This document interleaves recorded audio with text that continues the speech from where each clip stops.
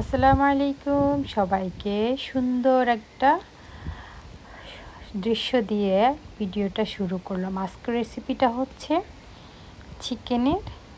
Chicken দিয়ে রেসিপিটা তৈরি করব, যেটা অসাধারণ ভিন্ন স্বাদের একটা রেসিপি। সবসময় তো মাংস আপনারা খেয়ে থাকেন বিভিন্ন স্টাইলে, আমি যেভাবে রান্না করলাম। এখানে আমি চিকেনের পিসগুলো ছোটো ছোটো স্মল পিস করে নিলাম, সব কিছু নিলাম, কাঁচামরিচ, গ্রিন চিলি, অনিয়ন, টমেটো। এরপরে আমি মাংসের মধ্যে বিশেষ করে এখানে সব কিছু মিক্স করা চিকেনের হাতে মেখে এই রেসিপিটা রান্না করা হয়, বিশেষ করে যেটা আমি রান্না করলাম। তো প্রথমে আমি কাঁচামরিচ দিয়ে দিলাম। আপনারা যে যার ইচ্ছা স্পাইসি যে অনুযায়ী ওই স্পাইসি অনুযায়ী আপনারা গ্রিন চিলি ইউজ করবেন। তো সব কিছু আমি দিয়ে দিলাম, অনিয়ন কুচি, তারপর হচ্ছে আপনার টমেটো, তারপরে হচ্ছে গ্রিন চিলি। এখন আমি দিয়ে দিচ্ছি জিঞ্জার পেস্ট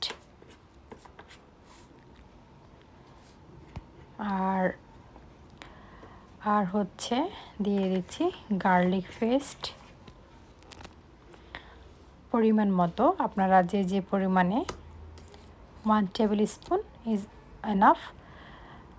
আর এখানে হচ্ছে জিরা বাটা, আমি সবসময় জিরা বাটা ব্যবহার করি। আর সল্ট দিয়ে দিলাম, চিলি পাউডার 2 টেবিল স্পুন, যেহেতু এটা অনেকটা স্পাইসি হবে। Green chilli and chilli powder আমি বোথ অফ মিক্স করলাম। এরপরে টারমারিক পাউডার, দেন আমি coriander powder 1 tablespoon and cumin powder 1 tablespoon। R specially এটা হচ্ছে আমার হাতে তৈরি করা মশলা, গরম মশলা। এখানে সব কিছু cardamom, clove and cinnamon, bay leaf and whole cumin সব কিছু অল্প করে ফ্রাই করে আমি মিক্স করে পাউডার করে নিলাম। এখানে আপনারা এখন মিক্স করবেন, মিক্স করার ফালা। তবে যতটা মিক্স করবেন, ম্যারিনেটটা করার সময় আপনারা সব সময় একটু মাস্টার্ড অয়েল ব্যবহার করবেন। আমি মাস্টার্ড অয়েল ব্যবহার করছি এখানে মিক্স করার সময়, আমি ওই অংশটুকু স্কিপ করলাম।